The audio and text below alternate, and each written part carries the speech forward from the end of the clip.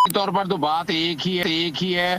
कल भी आपके प्रोग्रामों में मैंने परसों भी एक बात कही थी कि यहाँ स्पीकर की रूलिंग जो है वो आला किसी भी अदालत में चैलेंज नहीं हो सकती, क्योंकि पार्लियामेंट में जो सुप्रीम है, अगर पार्लियामेंट की इस प्रोसीडिंग भी अदालतों में चैलेंज होने लगे तो फिर सुप्रीमेसी खत्म हो जाती है।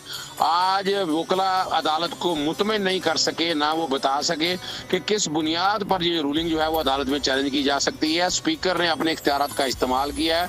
आज रूल 37, 38, 39 पढ़ के अदालत को बताएगी। अदालत ने कहा कि यहाँ लीव देनी है, फिर डिस्कशन होनी है। तो ये डिस्कशन क्यों होनी है, लीव क्यों देनी है?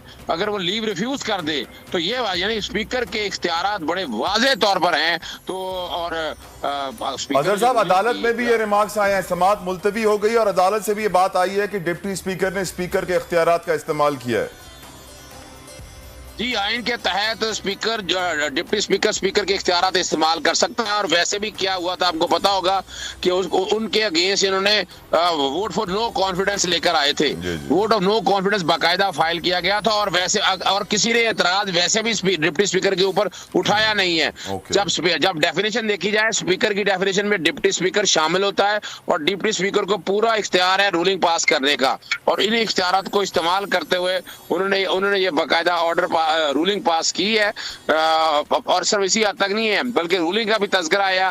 फिर अदालत ने यह भी पूछा कि पार्लिमानी कमेटी में आप लोगों को बुलाया गया था, आप लोग गए क्यों नहीं वहां पर, इसका अंदाजा बताएं। और जो स्पीकर ने खास तौर पर कहा है कि नेशनल सिक्योरिटी का इशू है, नेशनल सिक्योरिटी काउंसिल की मीटिंग का जिक्र किया गया है और वो सारे मामला को सामने रखते स्पीकर क्या आइन की पाबंदी नहीं करेगा, आर्टिकल 5 का निफाज नहीं करेगा। स्पीकर ने अगर आइन का आर्टिकल 5 का निफाज किया है और सारी चीजों को रखकर पास किया है तो इसमें है क्या? वो कहते रहे कि जनाब हमारे 175 वोट है। अदालत ने कहा ठीक है, आपके अपने वोट अपनी जगह मौजूद हो, लेकिन सवाल ये है कि जब रूल्स में, कवानीन में ये लिखा हुआ है कि इजाजत देगा, फिर बात है डिस्कशन होगी, बहस होगी, तो इसमें बताया बहस क्यों नहीं हो सकी? उन्होंने कहा जी सिर्फ डायरेक्ट वोटिंग कर दी। फिर अदालत ने बताया कि 31 तारीख के इजलास में आप पढ़ के देख लें, वो लिखा हुआ था कि बुनियादी तौर पर आप उसके ऊपर डिस्कशन होनी है, तो आपने बहस खुद नहीं की है। तो ये मामले बाहर यही नजर आ रहा है कि ये दरखास्त जो है सुओ मोटो चुके लिया हुआ है, सुओ मोटो को डिस्पोज करना पड़ेगा।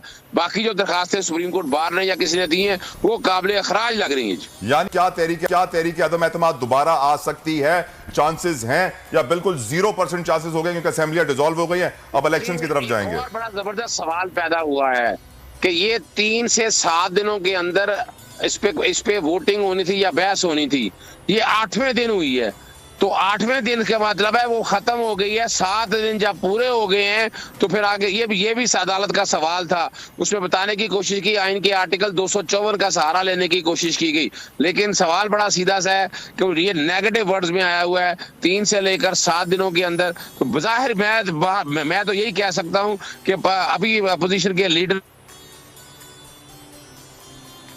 कि स्पीकर ने अगर इख्तियारात इस्तेमाल किए हैं तो कहाँ गलत किए हैं, ये अदालत को सेटिस्फाई करना था उन्होंने। और एक दो जगह तो बल्कि मिसाल के तौर पर जब ये एक केस का जिक्र आया यूसुफ रज़ा गिलानी का, वो मेरा ही केस है, इसमें यूसुफ रज़ा गिलानी को नाअहल करवाया गया था कि उसमें भी तो स्पीकर की रूलिंग की बात कही गई थी और कहा था उसको देखा जा सकता है।